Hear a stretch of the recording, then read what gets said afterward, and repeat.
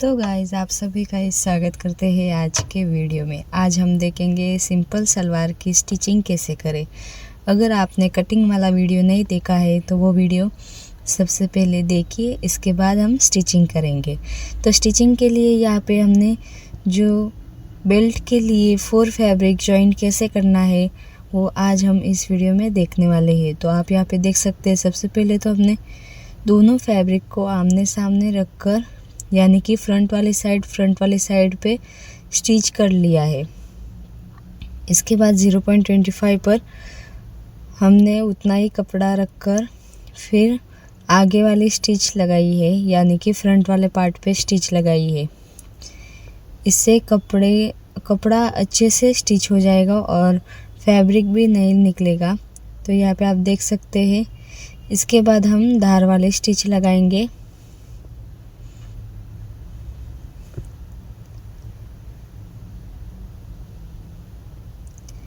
तो यहाँ पे आप फाइनली देख सकते हैं कितने अच्छे से हमने यहाँ पे स्टिच लगा दिए है और बैक वाले पार्ट पर भी हमने इसी तरह से फिनिशिंग दे दी है। आप यहाँ पे देख सकते हैं, इस तरह से हमने चारों फैब्रिक जॉइन कर लिए थे जो बेल्ट वाले थे। अगर आपके पास फैब्रिक ज़्यादा है तो आप को सिर्फ एक साइड पर ही जॉइंट लगाना पड़ेगा, पर यहाँ पे फैब्रिक कम था, इस वजह से हमने चारों साइड पे स्टिच लगाया है। इसके बाद हम बेल्ट के ऊपर वाले पार्ट पे जो नाड़ा या फिर इलास्टिक ऐड करते हैं वहाँ पे स्टिच लगाएंगे, यानी कि ऊपर वाले साइड से थोड़ा सा 0.25 पे सबसे पहले पट्टी को स्टिच करेंगे। इसके बाद वो पट्टी फिर नाड़े के लिए फोल्ड होगी 1 इंच पे। यहाँ पे आप देख सकते हैं 1 इंच पे हम फिर वो पट्टी फोल्ड करेंगे अच्छे से। तो सलवार स्टिचिंग में सबसे पहले तो हम बेल्ट रेडी करते हैं, यानी कि कितना बेल्ट चाहिए उसके हिसाब से।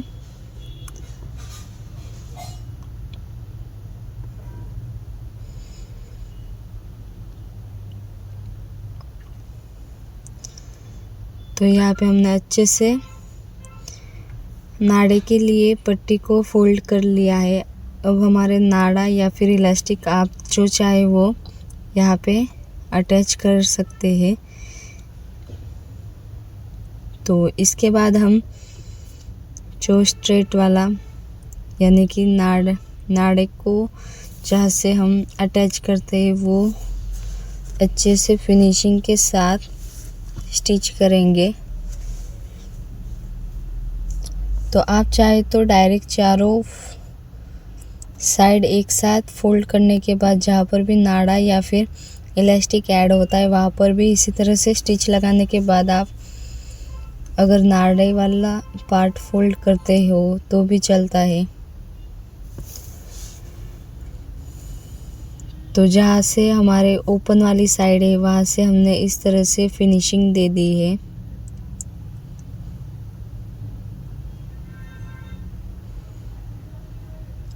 दोनों साइड पे इस तरह से कपड़ा रखकर फिर से स्टिच लगा दी।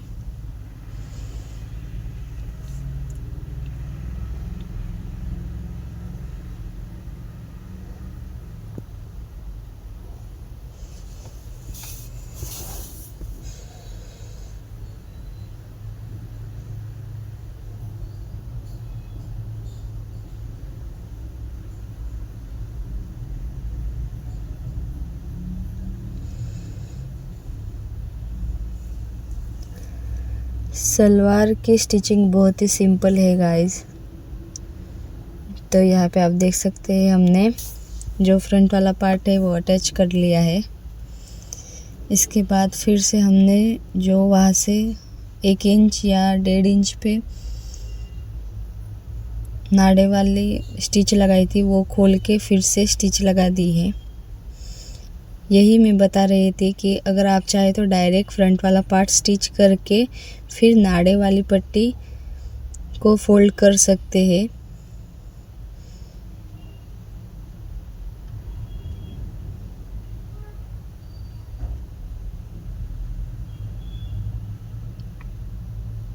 तो इस तरह से हमारा नाड़े वाली पट्टी फोल्ड करके हो चुकी है और आप यहाँ पे फिनिशिंग भी देख ही सकते हैं।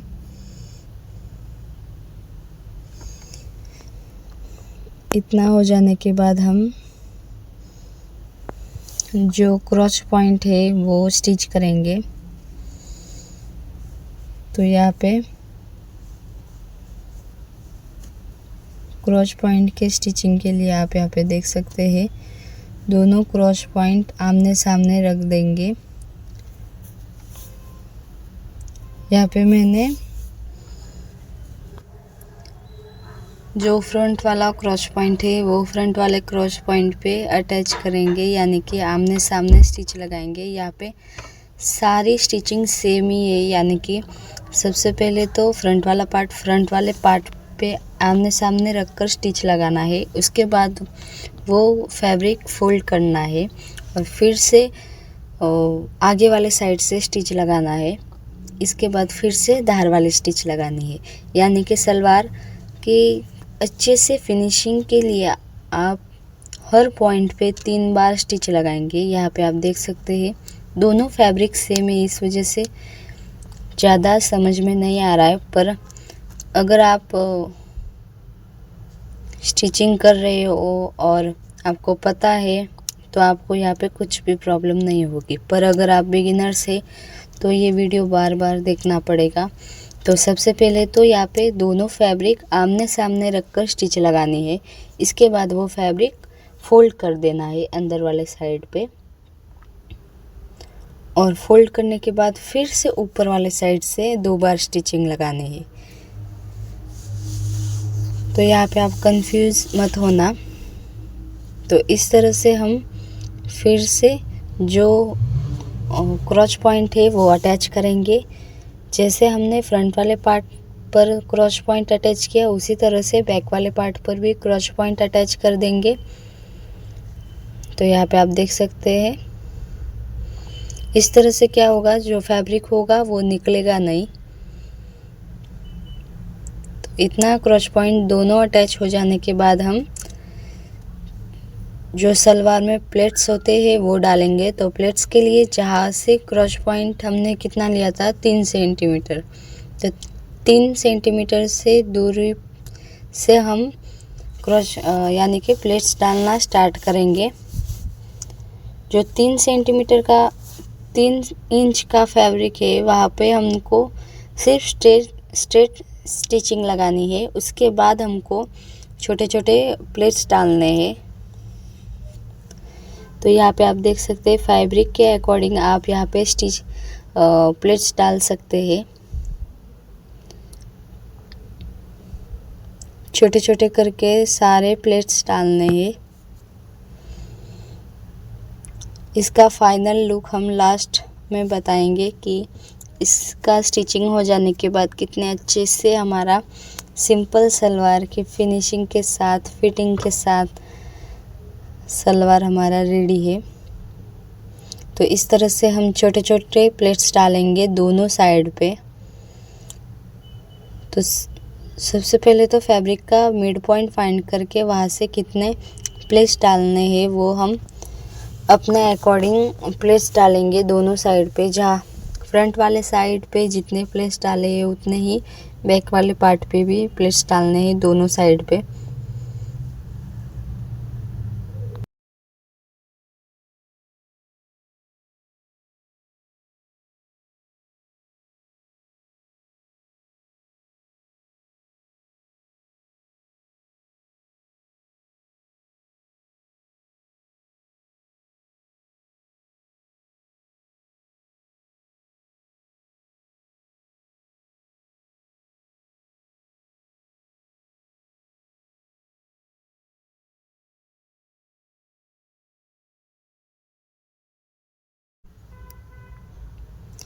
तो यहाँ पे आप फाइनल लुक देख सकते हैं। प्लेट्स डालने के बाद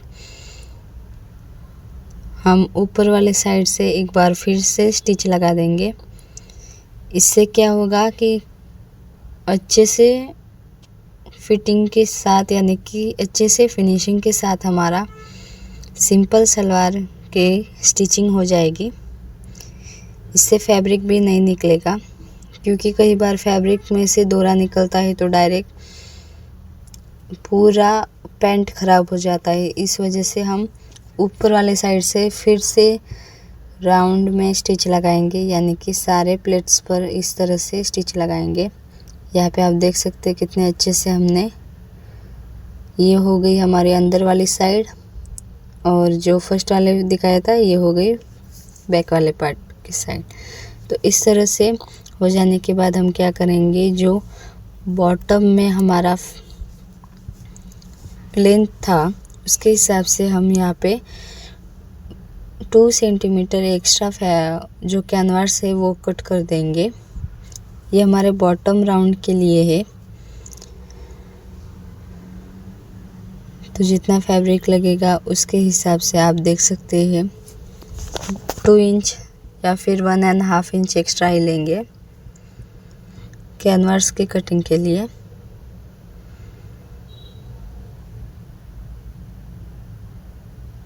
तो यहाँ पे सबसे पहले तो जो फैब्रिक है वो एक साइड से हम फोल्ड कर देंगे। ये दूसरे वाला मतलब दूसरा कपड़ा लिया है हमने। इसके बाद कैनवास वाली पट्टी रेडी हो जाने के बाद हम अटैच करेंगे। तो यहाँ पे आप देख सकते हैं हमने 1/2 इंच की पट्टी पहले से ही फोल्ड कर ली है। एक साइड से ही कैनवास वाली पट्टी फोल्ड करेंगे और दूसरे साइड पे सिर्फ अटैच करेंगे, सिर्फ स्टिच लगाएंगे। तो यहाँ पे आप देख सकते हैं उतना हो जाने के बाद हम फैब्रिक पे ऊपर वाले साइड पे कैनवास वाली पट्टी जहाँ से हमने सिर्फ फैब्रिक अटैच किया था वहाँ पे इस तरह से पट्टी को अटैच कर देंगे, कैनवास वाली पट्टी।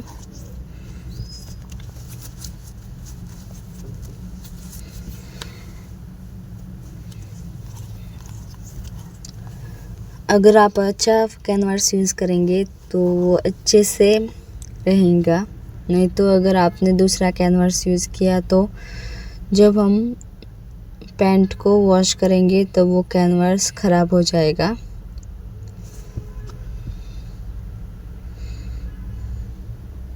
इसके बाद हम ऊपर वाले साइड पे फिर से धार वाली स्टिच लगाएंगे। अगर गाइस आपको कुछ भी प्रॉब्लम है तो मुझे कमेंट में ज़रूर बताना।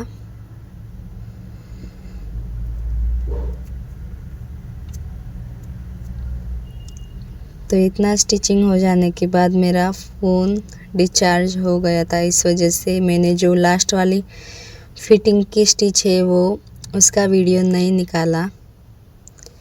तो वो फाइनल हमारा जहाँ से जॉइन करना है वहाँ पे सिर्फ एक बार स्टिच लगानी है, तो वो आपके हिसाब से स्टिच लगा देना।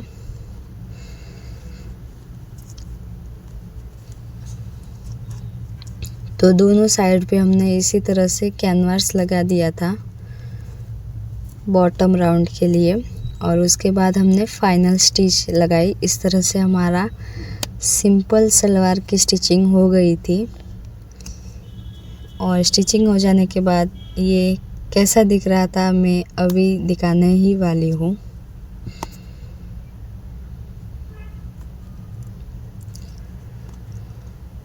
तो इस तरह से बॉटम राउंड रेडी है, और इस तरह से फोल्ड करके हम अंदर वाले साइड से स्टिच लगाते हैं। तो यहाँ पे आप फाइनली देख सकते हैं कितने अच्छे से हमने फिटिंग के साथ सिंपल सलवार की कटिंग और स्टिचिंग दोनों हो चुकी है। और आप यहाँ पे देख सकते हैं जहाँ पे हमने कैनवास अटैच किया है वहाँ से भी कितने अच्छे से हमारे पैंट की फिटिंग हो गई है। और ये पैंट थी जो हेवी साइज़ के अकॉर्डिंग कट और स्टिच हो गई थी। तो यहाँ पे आप देख सकते हैं। तो थैंक यू फॉर वॉचिंग।